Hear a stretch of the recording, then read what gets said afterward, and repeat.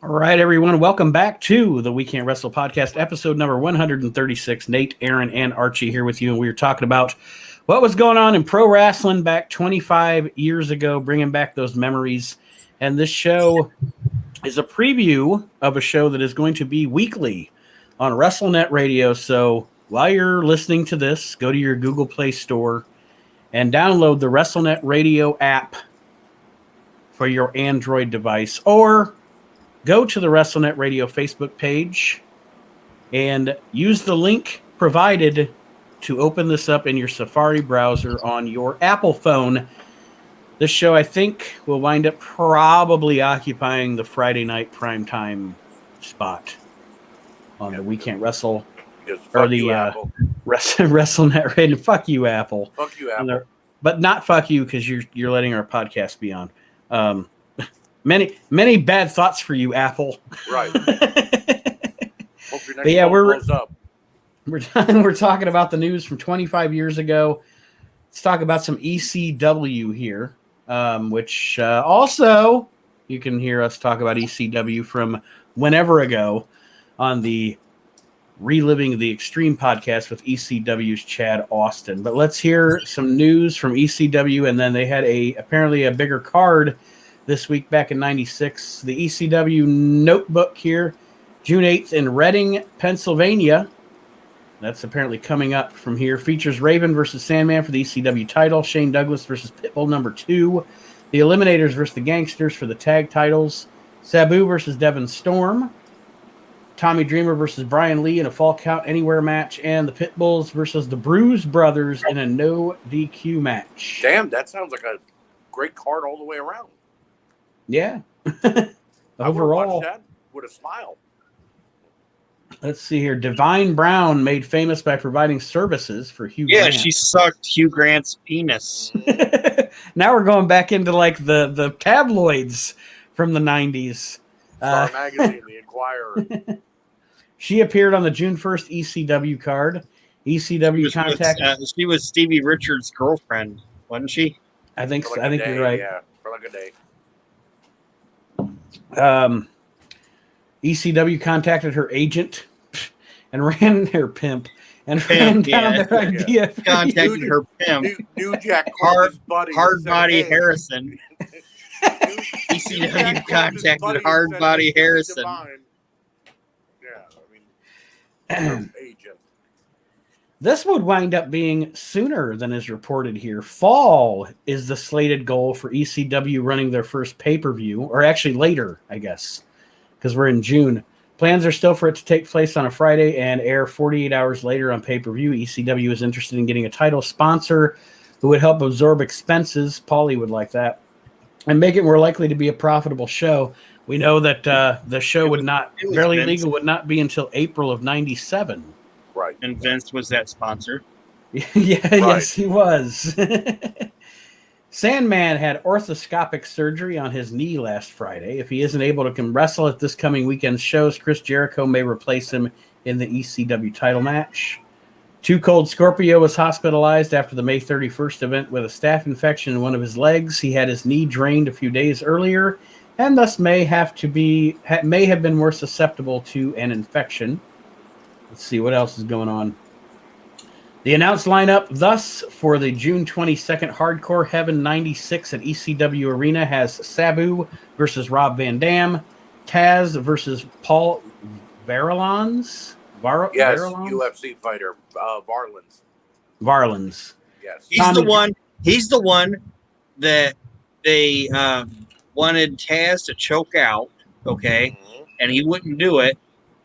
Yep. And Missy said, if you do it, I'll give you a blowjob after the match. And then he let Taz choke him out. And then when he got to the back, Missy said, I don't blow job guys. So why would I do that to you? Yep. Good job, Missy Hyatt. That's a fucking pro wrestler move right there. Oh, yeah. She said, if you go out there, like Paul Voorhees or whatever would not lose. He said, "I won't do it," and Missy said, "I'll suck you off if you do it." And she said, "I don't blow job. I don't blow job guys." Fucking fantastic. Also, that was Paul and Missy. Oh yeah, fucking working together, man. Also advertised for Hardcore Heaven 96, Tommy Dreamer and Brian Lee in a weapons match, and Shane Douglas versus Pitbull #2 for the ECW TV title. Yep. Sabu beat Hack Myers June 2nd and June 1st at Big Japan cards. I always like Hack. Yep. We have got to... Archie, did you ever hear Chad Austin's story? It was actually on We Can't Wrestle episode 100 about Hack Myers and him, like Hack Myers working him a match in Hack Myers' front yard. Yep. Like he said Hack Myers was fighting him, but he was working the whole fight. Like he wasn't like the punches he were landing were working punches, and that's just a great story. Go back and listen to episode 100, folks, because it's fantastic. That's all the ECW news. Let's get to... So, all the ECW news is a bunch of staph infections and blowjobs. Sounds like ECW. Pretty much. Pretty much. Sounds like ECW. All right. We have a couple of ECW shows here. One on May 31st and one on June 1st that has some controversy with Brian Pillman and New Jack that apparently led to a backstage altercation. I didn't know about this. Okay. But let's see here. May 31st in Plymouth Meeting, Pennsylvania at the Lulu Temple, ECW presented a live show. There was a battle royal. The order of elimination during the opening match battle royal determined who would face who on the rest of the card. That's an interesting concept. Okay. Too Cold Scorpio won the battle royal, thus earning an ECW title match. Eliminator Cronus was the runner-up, thus receiving a TV title shot. TV title match, Shane Douglas beat Eliminator Kronos. Semi-main event, Taz fought Sandman to a no contest, and Sandman is with Missy Hyatt. The ECW title match, Raven beat Too Cold Scorpio. And in other bouts, Pitbull #2 beat Eliminator Saturn. Saturn bled heavily during the match. Devon Dudley beat Bubba Ray Dudley with Sign Guy, Chubby, and DW in about 20 seconds. This was that time where before they started being a tag team, where Devon was like the babyface Dudley. Yeah. Well, New Jack. Devon was the heel Dudley. He was smacking Bubba around because Bubba was stuttering. And he was making Dudley tougher. Yeah, and Dances with Wolves Dudley, that's DW. Mm-hmm. He was doing like a Tatanka gimmick. The fucking Dudleys were great. Yeah. Yep. Yeah. especially like, okay. And I'm not discounting them as a tag team in the WWF or whatever, but early Dudleys, amazing. Oh yeah. Great television. New Jack beat Brian Lee. That's probably terrible. I'm surprised they let Brian Lee lose back in that match. Don Harris didn't lose a lot. Don Harris beat Ron Harris. I assume that has something to do with the order of the Battle Royal deal. Right.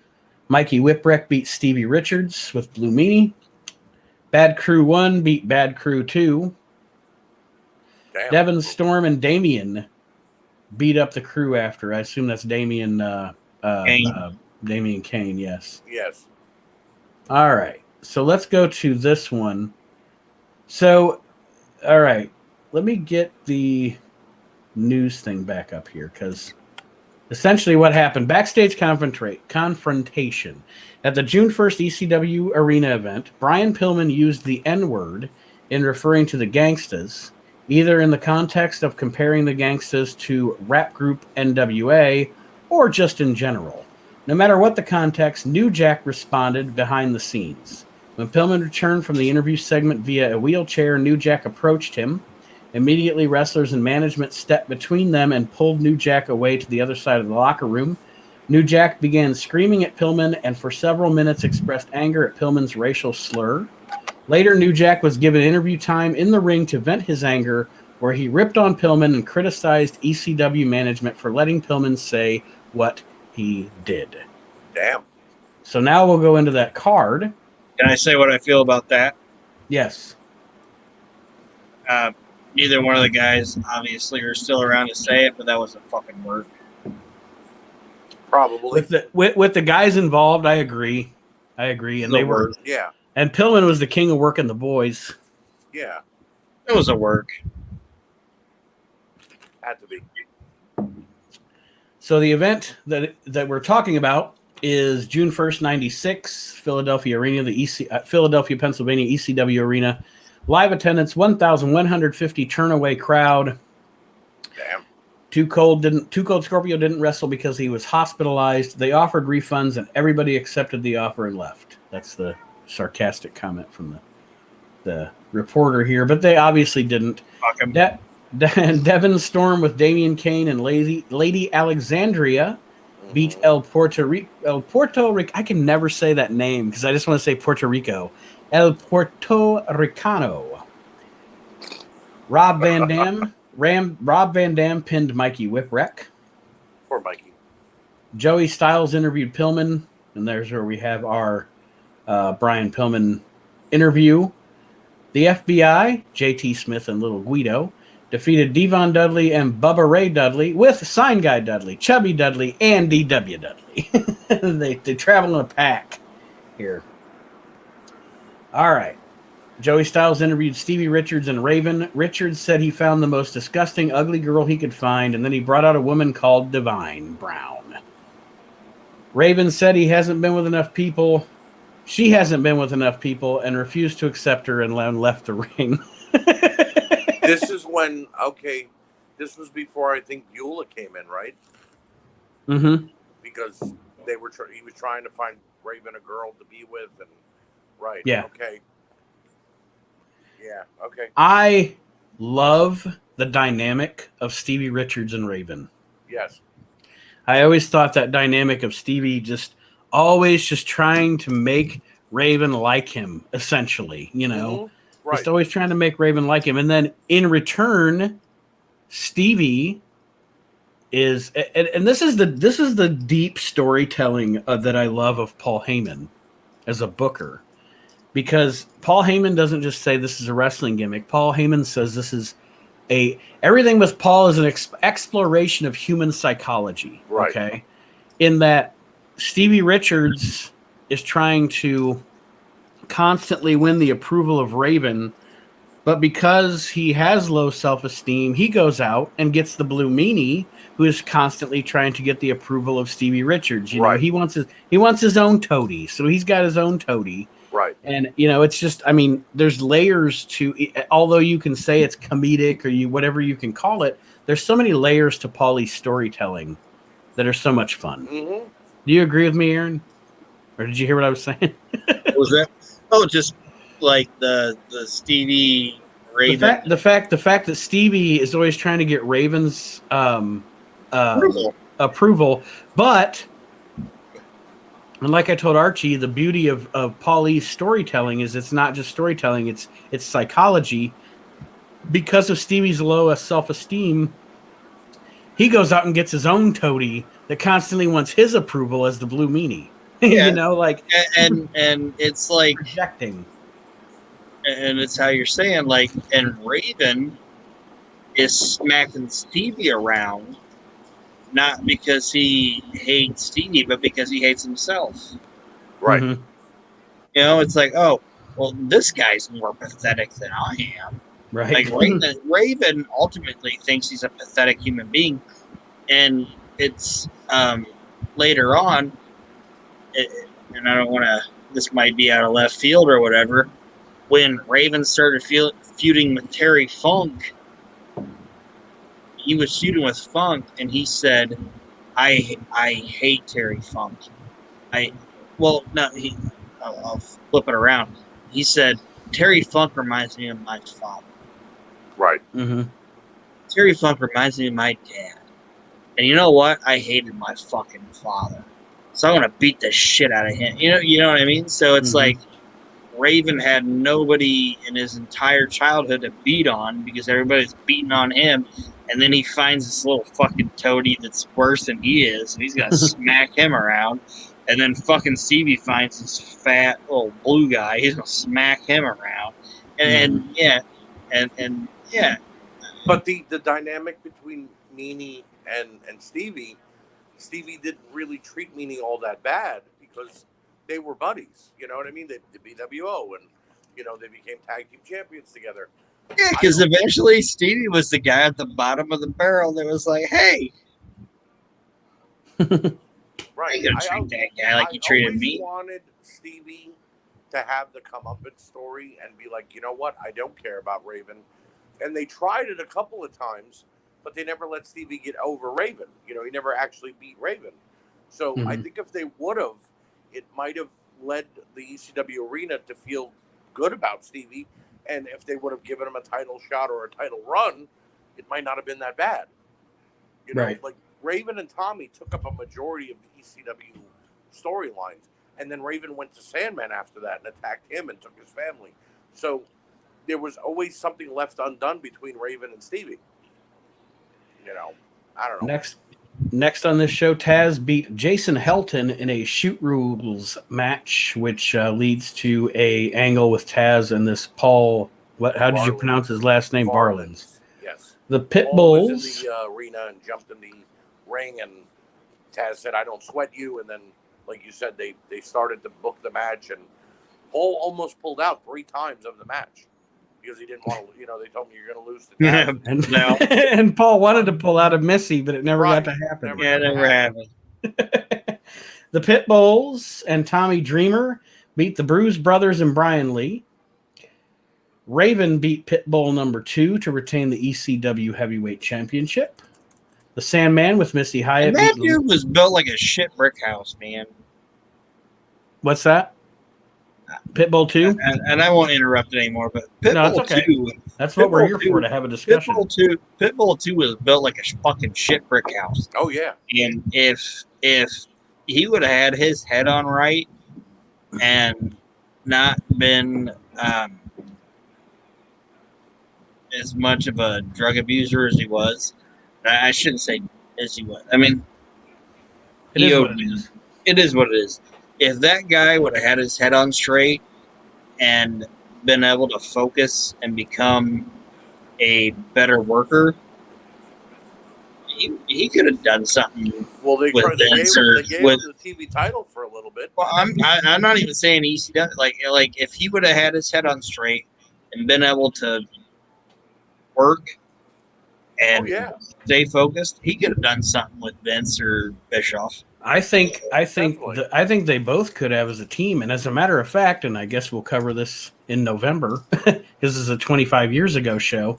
I think they wind up. The Pitbulls actually have a dark match or a tryout match at Survivor Series '96. Yes, they do. And I always thought those guys would have fit in perfectly in the WWF. Yeah, but Anthony Durante could have been something. If I'm not mistaken, though, during the tryout, they hurt the person they were wrestling, one of the guys they were in the ring with, not badly, but they were, their style wasn't WWF style at the time. Mm-hmm. And I think that scared Vince to think, what if these guys end up in the ring with one of my big names and they end up crippling him? Or he's got to be gone for 3 months, and he just didn't sign him. He told Paulie, I can't use him. There's nothing I can do with him. So. Sandman beat Lord Stevie Richards with Squire Blue Meanie. Yes. as the Blue Bloods. Then we have the New Jack interview. Joey Styles interviewed New Jack. Jack did a convincing interview regarding Pillman's comments earlier. He said that when he came to ECW, Paulie told him to leave the racial stuff in Smoky Mountain Wrestling, yet violated that by letting Pillman say what he said. He said he wanted to get at Pillman for calling him and Mustafa the N-word and adding, "You can write this in the sheets." He said, "Leave this piece of shit out of ECW." As he ripped on Pillman, the crowd popped. He dared Pillman to call him that in the ring. So yeah, I agree with Aaron. I think Jack and Brian were probably working here. And here's the thing: they never mentioned it on ECW television. Mm-hmm. You know, like Joey Styles and go like during a June 1st show here in ECW Arena, which that's what Joey Styles would do every week. You know, New Jack and Brian Pillman had a racial war. You know, that would have made for interesting television. Right. When you told me It about probably this, I was would like, have, I and never heard. the reason they didn't is Brian got signed before that happened. Yeah, but Because Brian Brian was got still in signed around ECW this for a time. couple of weeks. He would have still been there a couple of weeks. At least they could have told the story. Mm-hmm. You know what I mean? But it is what it is. You know what I mean? It was still. I guarantee, and if they would have, I guarantee that if they filmed all this shit, Vince probably told Paulie, Don't and use just it. sign this guy. Don't use that. Yeah, you might be right. I don't want. I don't want him. I don't want him connected. Like, let Brian do whatever he wants to do, but don't connect him to any kind of N-word type situation. Yeah, you may be right about that.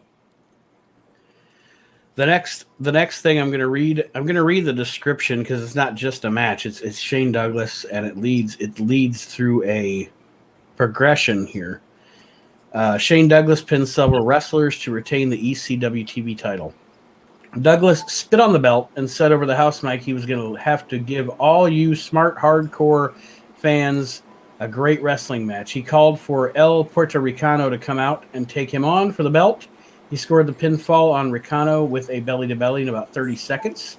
Douglas then asked someone else to come out, and Donnie Allen came out and got pinned also. The fans chanted, "We want Taz." Instead, Devin Storm came out and said that all the ECW wrestlers in Douglas are pieces of shit. Douglas belly-to-bellied him. Mikey then came out, Mikey Whipwreck, and Douglas locked on a sharpshooter-style hold for submission in about 30 seconds. He wouldn't let go of the hold. Pitbull number 2 came out with Francine. Douglas called him a pussy and said Francine was an ugly bitch. Francine slapped him. Douglas belly-to-belly suplexed her. And then we get Pitbull number 2 defeating Shane Douglas for the TV title. And this is ECW, ladies and gentlemen. That's a segment right there, But the crowd guys. popped for it, though. It was the Douglas had just crippled Gary Wolf a couple of weeks, a month before. Mm-hmm. So it was what the crowd wanted, was that feel-good moment for Pitbull number 2. And there was even a moment when Pitbull number 1, Gary Wolf, came back to ECW wearing the halo, and Douglas grabs it and shakes him. And all I remember is Joey Styles going in the lowest voice possible, "Oh my God, he's going to kill him," because he had the halo in his head. And it was like, Jesus Christ, this is real. That was the first.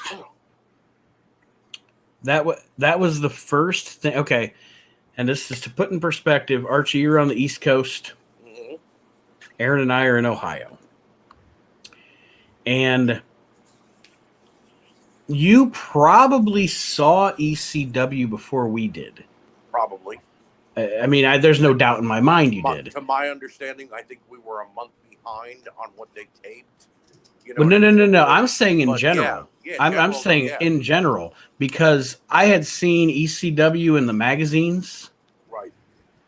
But I did not actually really get to see an ECW show until one of our cable systems here got the Sunshine Network. Right. And literally the first ECW I remember watching was in 96, and it was that Shane Douglas Gary Wolf angle. Yep. With the neck brace deal. Yep. And like I said, I remember seeing it in the magazines and results and pictures and all that. And I don't know about you, Aaron, but that's the first ECW I remember seeing, like on TV. Yeah. And it made an impact for sure. It did. The first ECW show I ever watched, Too Cold Scorpio beat Jason for the TV title.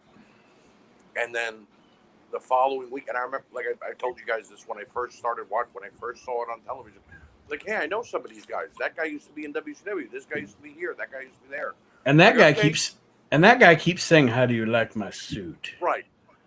Jason was like the biggest scumbag in all of ECW, and that's saying a lot.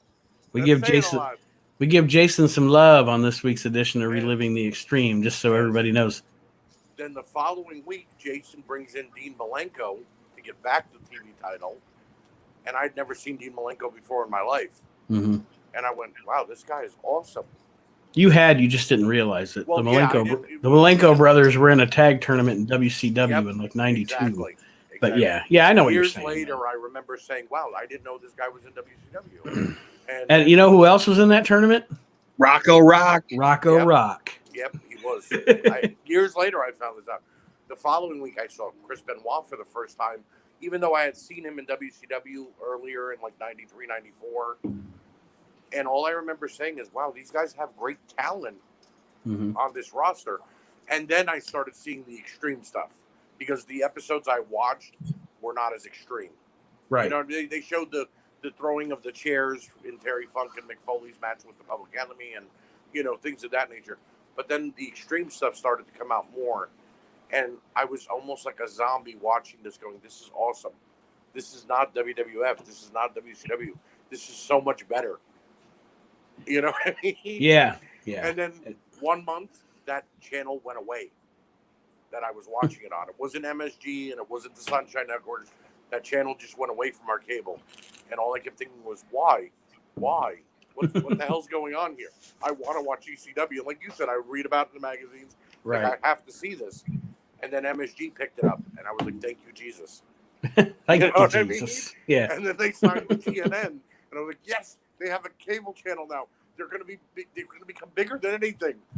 And then in 2001, they went away. And I was like, shit. and Paul Heyman wrote a new card at WrestleMania 17. Right, exactly. The Eliminators in the main event of this card defeated the Gangstas to capture the ECW Tag Team Championship.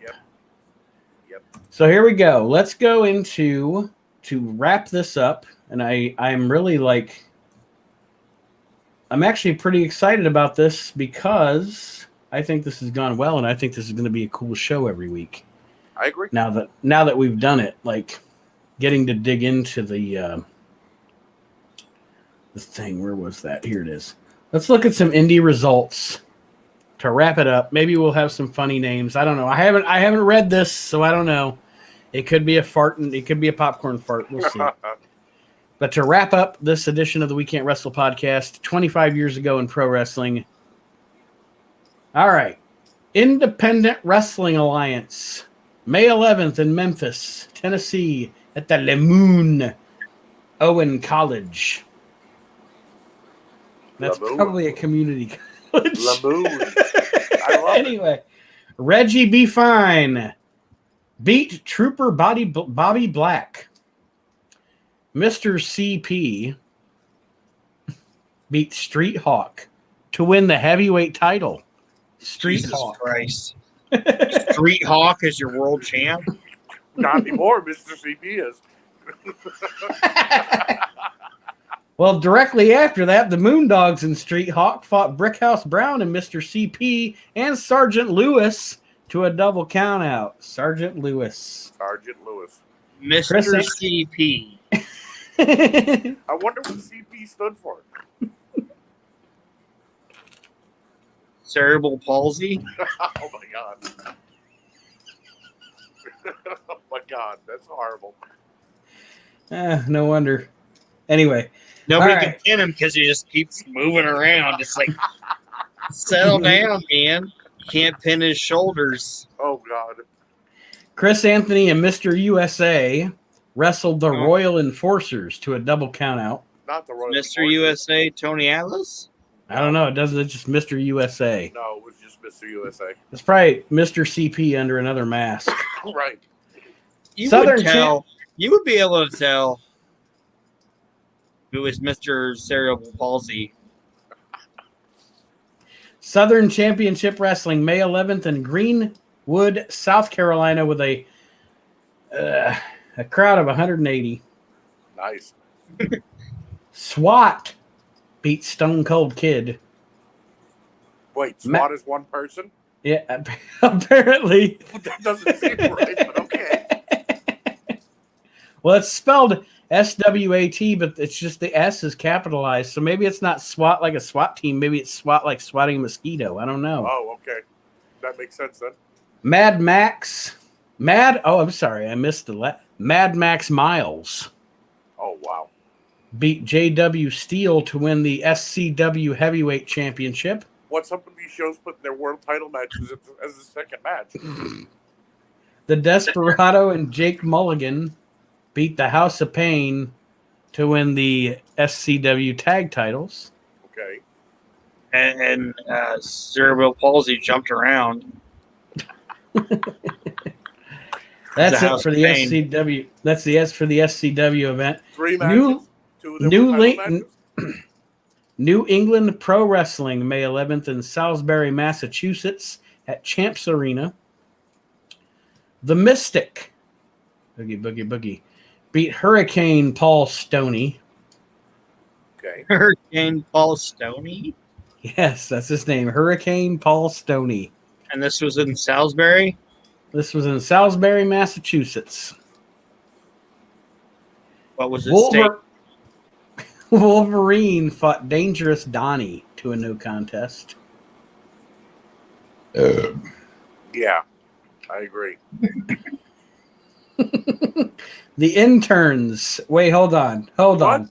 Listen, the Interns fought Wanderer. And is this Mike Lano?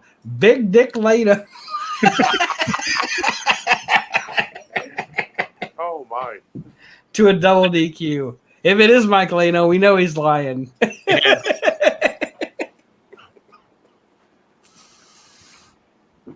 And last but certainly not least, Big City Mike. That's one of the most indie names I've ever heard in my life. Big City Mike? Big City Mike is Hillbilly Jim's more sophisticated cousin. Right. He moved away from Mudlick and left the family. Yeah. And got an education. Got an education. Now he knows how to read. He's all highfalutin and thinks he's better than everybody in the family. Like he knows how to read and like drive an automobile, and He wears a shirt under his overalls. yeah, like he understands like what sushi is. Reading these indie results can be a show of its own. Right? Like Big City Jim was like, I have a good credit score. Big City Mike. Big City Mike. Jim's the hillbilly, goddammit. Yeah, I understand now. Edit that. Art for edit. But Big City Mike is like, he's got a Prius. He comes to the ring to the song Fame. Fame. I'm gonna live forever. Oh, that? No, wait. You mean the other Fame? Yeah. Okay. It's like you can consider messing with a country boy, But not the city boy. Yeah. Well, Big City Mike on this show pinned the Motor City Kingpin. Okay.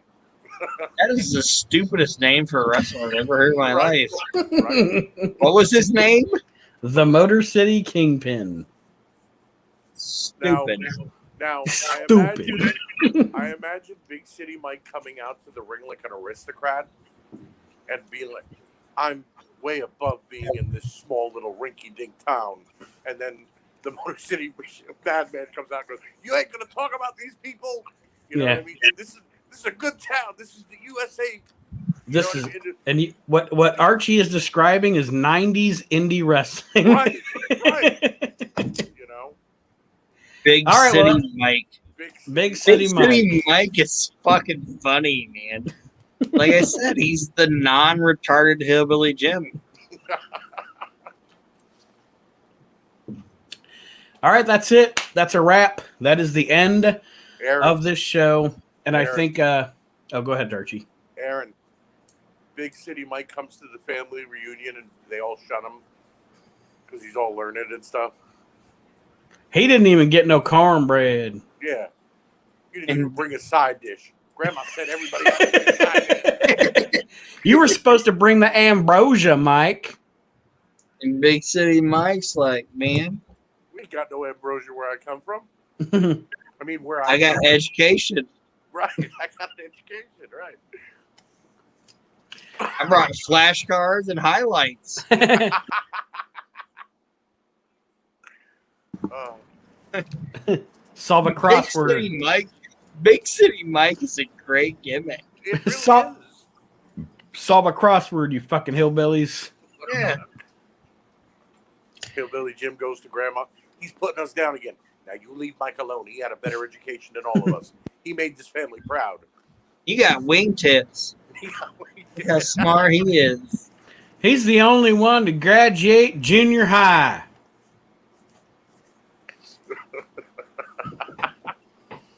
All right. Oh, Let's wrap it up. I like Big City Mike. I do too. For more of this, ladies and gentlemen, in the weeks to come, you're going to have to listen to WrestleNet Radio. This show will be on WrestleNet Radio weekly. We're going back 25 years ago in pro wrestling. It was fun, guys. I think this is going to be a really cool experiment. And fans, we Sorry, guarantee you, Big City Mike is funny. we guarantee you that at least one more time during the duration of this show, when we read another indie, result, Big City Mike will make a return. Yes, he Because will. I guarantee you that Eastern, what did you say? It was Eastern? No, this one was like New England. Yeah, yeah. New England Pro or something. I've heard of that company before. I remember you seeing it in the back of PWI magazine for like the champions and things like that, who was on top of what indie promotion. So I guarantee you we're going to hear about Big City Mike again. The legend continues. Legend continues. Big City Mike. Well, that being said, guys, do you have any closing words for our listeners this week? Like I said, folks, this will now be, after this week, it'll be a show on WrestleNet Radio. So if you want to tune in, then I don't want join to us talk Big there. City Mike. I think we should just leave it on a high note. All right. Sounds good. Aaron? I'm not gonna say that it's gonna be like the same exact show as this is, but I'm contemplating doing the year that was show that I was telling you about, where we'll look at like 1997 or 1986 and kind of read about it. But this is maybe better than it. This was fun. I enjoyed this show. I enjoyed it too. And I kind of like this because I can be lazy as fuck and don't have to prepare. Yeah, you Right. don't have any, no Because prep. I hate preparing. Next week, because Aaron now knows what the following week is going to be, Aaron's going to come in with a book that's that thick of notes. Be like, this happened. Big City Mike won another match. And he's throwing in them hillbillies' face. Right. Are you All guys right, saying everybody. I over prepare? I think Archie just said I over prepare for things. No, that's not what I said. That's not what I said. Nothing's wrong with over preparing. There isn't. I didn't say there was. Thank you guys for joining me. Thank our listeners for joining us Yes. on episode 136 of the We Can't Wrestle podcast. As time gets, as the event draws closer and time gets going on towards the Heroes and Legends of Wrestling pay-per-view, the Heroes and Legends of Wrestling show, we will have more news, more announcements as far as that goes.